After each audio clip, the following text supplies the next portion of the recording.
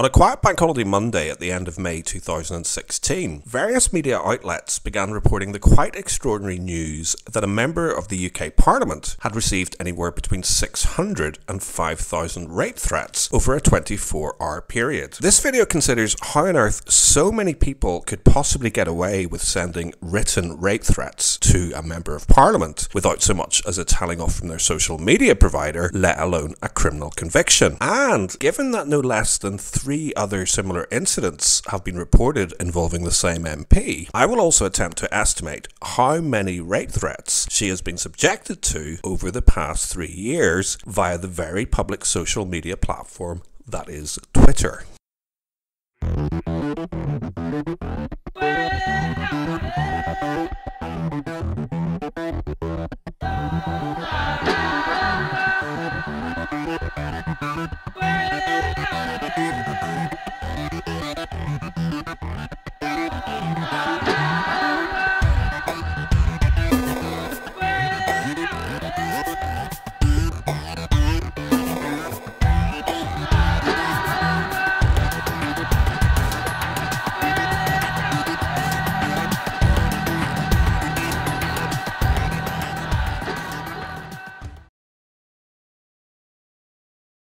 The reason why no one faced charges over the incident is actually incredibly simple, because the simple reason is that contrary to virtually every newspaper headline on the matter published at the time, Jess Phillips did not actually receive any rape threats whatsoever. But as the saying goes, a lie can travel halfway around the world before the truth can get its boots on, which goes some way to explaining how this fake news headline travelled as far as Australia, and why months later respected journalists like Channel 4 News' Cathy Newman were still reporting the very unlikely tale of an MP being sent over 600 rape threats in one day via a very public medium. In a recent best-selling book, even Jess Phillips herself confirms that the truth about the truth behind those sensational headlines is that she received a grand total of no rape threats. But from her perspective, she experienced something just as bad. Thousands of messages from thousands of people about the thousands of different ways that they would not rape her. It is of course illegal to make a credible threat of sexual assault against a person, and in her biography, Philip proposes that the men and women pledging not to rape her were doing so simply as a wily way to talk about actually raping her without getting arrested. Unlike Phillips, I don't presume to know the very definite reason why each individual within a relatively small group of people took to Twitter to pledge not to rape a member of Parliament. But anyone who is paying the slightest bit of attention will know that there is more to this story than may initially meet the eye, especially when you consider the remarkable claims made in almost every UK national news media. And indeed, even the perspective offered by Phillips in her biography is noticeably different from her initial comments to the BBC the day after the incident occurred. The number of tweets and then the retweets and those people piling in, dogpiling as you call it,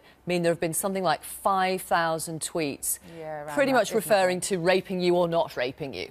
Yeah, I mean, their level of discourse is that they're saying that they don't want to rape me, as if raping is something to do that they do to someone they liked. It's a strange, gosh knows where they've got it from, but yeah, it's about 5,000 people, 5,000 notifications or mentions that I've got. Yeah, and the ones that are saying I wouldn't rape you, and the others that are saying this is not an insult, that they're saying they wouldn't rape you. It's as though you should be grateful somehow for that.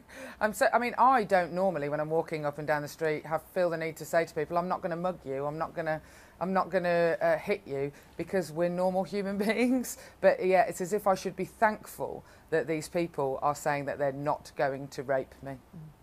You describe them as idiots. I've looked at the guidelines for what under existing law could be treated as a crime, and there are a number: credible threats of violence to a person or property, communications targeting an individual which may constitute harassment or stalking, communications which may be considered grossly offensive, indecent, obscene or false. Have you contacted the police? I haven't on this incident. I mean, obviously it all sort of happened yesterday. It was a bank holiday. I was actually, whilst these people think that I'm sitting around playing the victim, I was playing games in the garden with my children most of the day. So I don't let it bother me. I will speak to the police. I don't need to contact the police anymore because the police, my local police officers, watch what happens on Twitter and they get in touch with me. I'm sure they will get in touch with me. Although actually I think that the vast majority of these people who are doing this are in America. So there's very little West Midlands Police can do about it. But I certainly will be contacting Twitter about some of the ringleaders of this dogpiling. I will also, I think that actually I've got to the stage now where I feel that legal action, be it civil or criminal, in some way is the way to attack these people.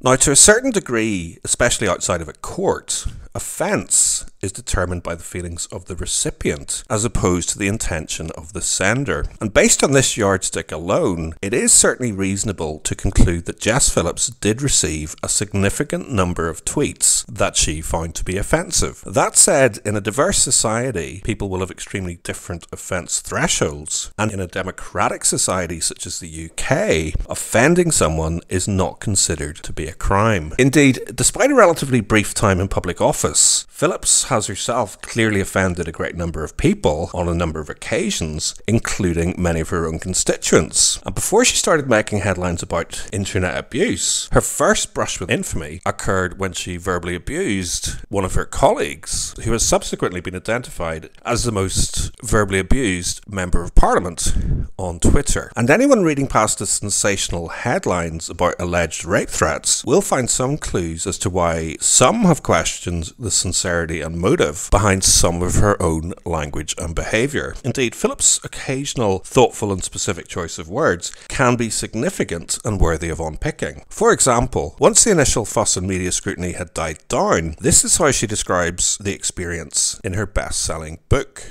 A twat signal was beamed across the ether and thousands of messages about the different ways people would not rape me poured in. The feeling was akin to being stood in front of an enormous angry mob waving torches and pitchforks. In contrast, her own initial tweet that contributed to triggering the extraordinary headlines involved a very exact form of wording where she claimed to have received 600 odd notifications talking about my rape in one night. The following day, in an interview with the BBC, this number had increased dramatically, but once again the language used is very exact. And Phillips noticeably corrects the interviewer's assertion that she had received around 5,000 threats by clarifying that in fact she had received around 5,000 notifications or mentions relating to those threats. This is significant because anyone who understands Twitter will understand that a user receives a notification most times anything remotely relevant to their account occurs. And especially given that the so-called dog pile was at least partly triggered by Phillips herself drawing attention to a tweet from someone with less than 300 followers, it seems highly likely that Phillips determined her estimate of 5,000 by including every single notification she received throughout the duration of the incident. She has acknowledged on a number of occasions that a large amount of tweets she received directly over the period were actually messages of support. And ironically, Phillips's own verbal gymnastics may have inadvertently led her to infer that a number of her own fellow MPs and Reclaim the Internet campaigners were part of the angry mob waving virtual pitchforks at her. A number of people have now published independent analysis of traffic to Jess Phillips over the period, and my own review of tweets and mentions to @JessPhillips, conducted last June, found significantly less than 100 examples of people tweeting Phillips specifically pledging not to rape her. But whatever the exact number of so-called threats, and as in poor taste as those not rape pledges may very well be, it is also something of a stretch to conclude, as Phillips has claimed, that this was a coordinated attack intended to intimidate her into silence. And it seems extremely disingenuous that she has suggested that the ringleaders should face criminal prosecution. The ultimate irony is that the individual whose tweets Phillips took such offence from was specifically commenting on Phillips' own unlikely claims about the high level of abuse that she receives. In an oddly prescient foreshadowing of the questions surrounding the accuracy of the headlines that followed, he was in fact responding to a claim in her recent Huffington Post article that she had previously previously blocked 700 people in one night who were talking about her rape. His observation was that in all likelihood the MP was simply blocking people who disagreed with her politics, and that most, if not all, of those 700 odd tweets were probably not even rape threats. Hence the subsequent comments that he wouldn't even rape the MP. And indeed, in my humble subjective opinion, it is impossible to fully comprehend the curious context that could lead a not inconsiderable number of people to decide to uniformly send such a strange and vulgar pledge, without also considering yet another incident where Phillips has claimed to have been on the receiving end of a torrent of abusive tweets. Because the odd thing about all three incidents that ultimately combined to generate such extraordinary headlines in 2016 about hundreds and hundreds of Twitter rape threats is that so few so-called threats have ever been put into the public domain. And in order to find the closest thing to an actual rape threat that has been documented to date, we have to travel back to October 2015 and consider the possibility that the only person who has ever tweeted anything remotely close to a rape threat levelled at Jess Phillips MP is Jess Phillips MP herself.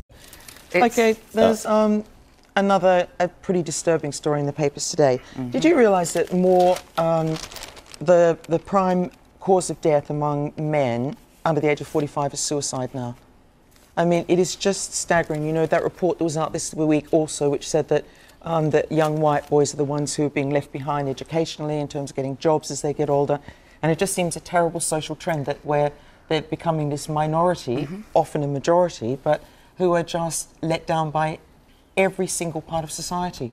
To a large extent, Phillips's infamous public persona has been defined by a series of controversial and profile-raising headlines, the first of which appeared after her somewhat controversial response to a question about gender equality. On Tuesday the 27th of October 2015, backbench Conservative MP Philip Davis presented the Parliamentary Backbench Business Committee with an application to hold a debate on a range of issues affecting men to mark International Men's Day on the 19th of November.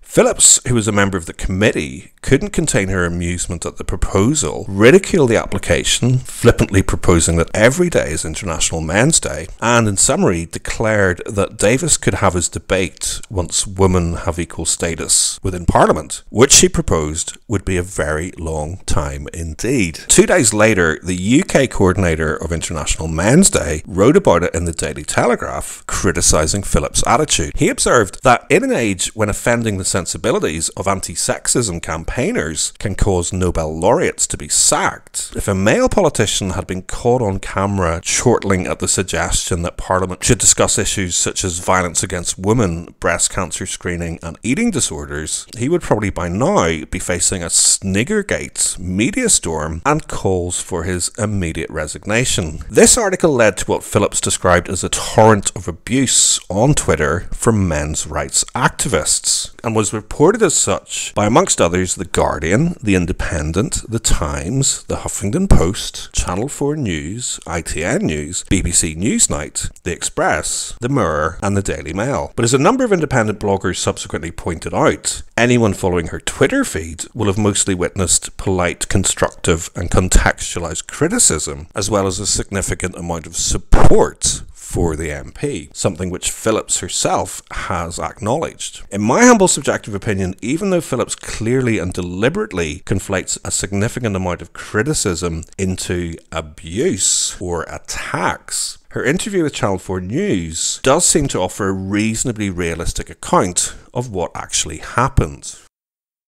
A huge torrent of attacks from men's rights activists on Twitter and through my email. And then just in the evening, on Thursday evening, somebody emailed me sort of screenshots of people saying really, really awful things about me, that they wanted to rape me, bind and gag me, pour molten metal over me, really awful things. And that was the point I put it on Twitter. And who do you think they are?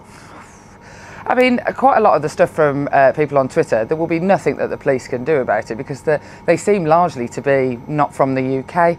A lot of it was men's rights activists. The people who are writing the stuff about rape and things, I have no idea. They're people who work under anonymous names.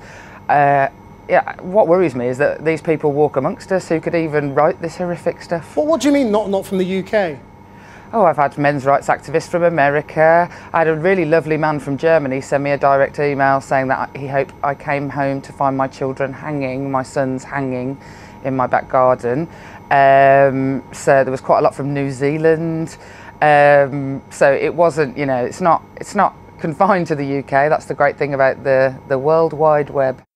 A review of her Twitter feeds over the relevant period certainly does confirm that Phillips received a considerable amount of criticism and complaint arising from the perception that she herself had behaved in an ignorant, sexist and irresponsibly non-partisan manner while performing her parliamentary duties. Having analysed the interaction on Twitter, in my humble subjective opinion, it's a bit of a lazy stereotype to pigeonhole all of her critics as men's rights activists, but it is certainly true that her critics were united in their disgust at the perception of a member of parliament openly laughing about victims of suicide. Phillips has at times claimed that she had absolutely no problem with the debate being held, but the truth about this particular truth is that there's a very commonly held perception that she did everything within her power to block it, and what's more, when she failed and cited illness and childcare for her absence, she instead offered further dismissive language via the pages of The Independent, concluding that the debate served no useful function whatsoever and was needed as much as White History Month because men are celebrated, elevated and awarded every day of the week on every day of the year. Being a man is its own reward, and you hit the jackpot when you were born a boy child, because even though life can be tough for all sorts of reasons, none of them are because you are a man. Before joining Parliament only a few months prior to the incident, Phillips had worked in an exclusively all-female working environment as the business development manager for a domestic violence charity that refuses to both employ men or provide any services to them. This may contextualise such a surprisingly unguarded and frank outburst, and arguably even reveal something of a conflict of interest, given that it was proposed that the debate would cover a range of negative outcomes experienced by men in publicly funded areas such as family courts and support services for victims of domestic and sexual violence. After witnessing a self-professed champion of gender equality behaving in such a chauvinistic manner, a not insignificant number of people turned to social media to complain. And things could have worked out very differently for Phillips if it hadn't been for those very timely allegations about a huge torrent of abuse on social media. Phillips' outburst occurred in the same month that a YouGov survey revealed that almost 50% of men in the UK had at some point considered taking their own life. And as a direct consequence of Phillips's bizarre intervention, a coalition of charities and health experts wrote directly to the Backbench Business Committee, urging them to allow the debate to go forward and warning that suicide had become a national public health emergency and is now the single biggest killer of men under the age of 45 in the UK. Dramatic headlines about Phillips's dramatic claims served to not only dramatically flip the focus of the story, presenting her as the victim, but also to dismiss a significant public outpouring of criticism by disgracefully portraying those critics as faceless, misogynistic abusers. At the time of the incident, Phillips did retweet a very small number of tweets that she presumably found particularly distasteful. I'll include a link to a full analysis of those tweets in the show notes, and would say that in my humble subjective opinion, some of the language highlighted certainly could reasonably be considered as offensive by some people. That said, some will question whether it is reasonable or responsible to describe them as abusive, and they certainly cannot accurately be described as a torrent of abuse. When one tweeter asked her for evidence to support her claims about rape threats, Phillips tweeted the only threats that have ever existed in the public domain. Ironically, in the moment that she tweeted these so-called rape threats, she existed in this reality as both victim and aggressor by calling her doubter a complete prick. Disgraceful and abhorrent as the two comments that she highlighted certainly were, it is still questionable as to whether or not it is sensible or proportionate to describe them as threats, especially when considering the context in which they were communicated to Phillips. The very dark bit of the internet which disgracefully imagined Phillips being publicly bound and raped can be sourced back to two posts on a relatively obscure discussion thread on a not entirely famous discussion forum called Vote. And indeed, the comments proved so unpopular even within that immediate peer group that they were significantly downvoted to the extent that they would have been hard to find even within that discussion thread. But someone did find them. Call me a cynic if you must, but it does seem possible that someone within the new Labour machine went looking for something to be offended by because they had had enough emotional intelligence to recognise that the clip that was being circulated of Phillips's performance might be perceived as one of the party's so-called equality champions being captured on camera talking like a back bar bigot. As it happens, someone called Declan was responsible for bringing these comments to the attention of Phillips,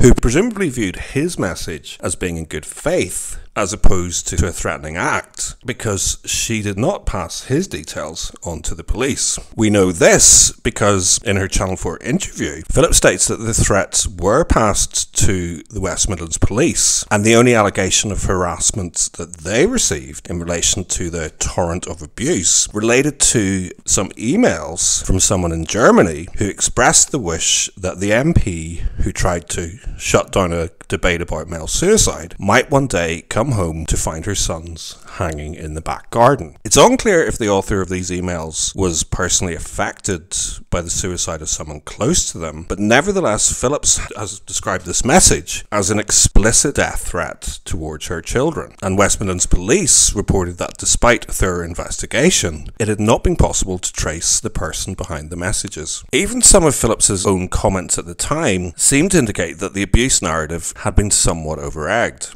And it is worthwhile noting that by the time she comes to discuss the incident in her book, the evidence she provides to support her claims of a torrent of Twitter abuse, rape and death threats amount to the two comments mined from an obscure discussion thread and those German emails. There are a number of reasons why I believe it is worthwhile anyone conducting their own independent and impartial analysis about the not insignificant claims about online abuse that this Member of Parliament has made. For starters, it is quite alarming, not to mention distasteful, that someone lauded as an exemplar champion for victims of domestic and sexual violence. It happens to men too, you know. It happens to men. Do you want a point? It happens to men as well. Oh, yeah, okay. Does appear to have both exploited and undermined their cause by presenting herself as a victim who has on at least 3 occasions now received torrents of abuse about sexual violence on social media. Secondly, several members of Parliament on both sides of the House frequently reference these incidents when calling for new laws that may potentially curb or restrict rights to free speech and democratic accountability. Context is everything in such matters, obviously, but even though many will consider the "I wouldn't rape you" tweets childish and offensive, it does seem ridiculous to suggest that the CPS could successfully prosecute anyone in this country for pledging not to rape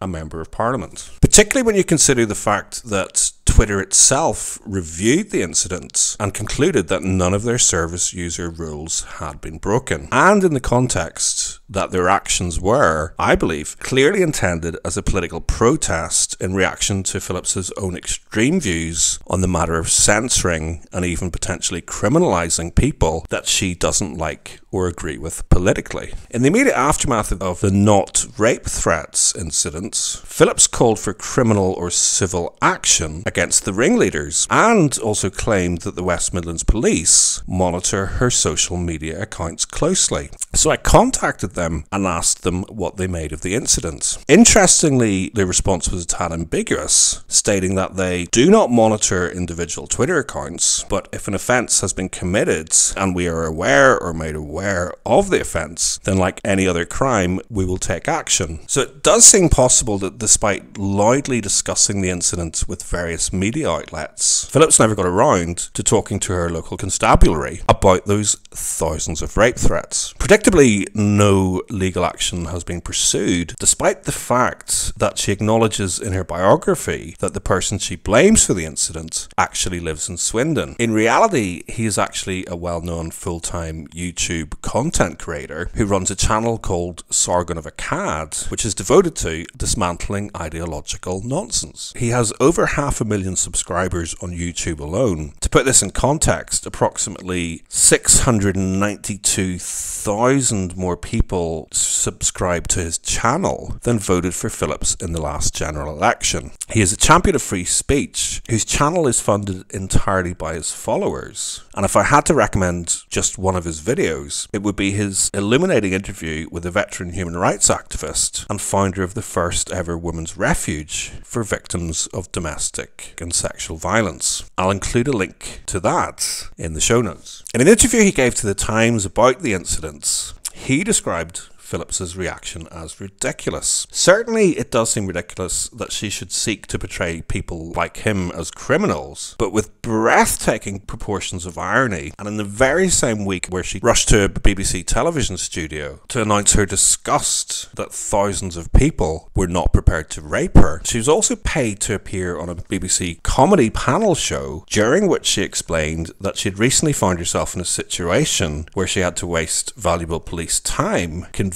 them that she had not in fact made a very public death threat against her party leader. In my defence, before you say it, I didn't ever threaten to stab my leader, although the Metropolitan Police were called on me twice. Were they? What because did you it do? seems that people online can't understand a metaphor, and I've had the police called on me. What category are you in then? I was just second from hostile, penultimate hostile. Right, what's that called? Naughty. Core group negative. Core Core group group negative. negative. Yeah. Sounds like a disease.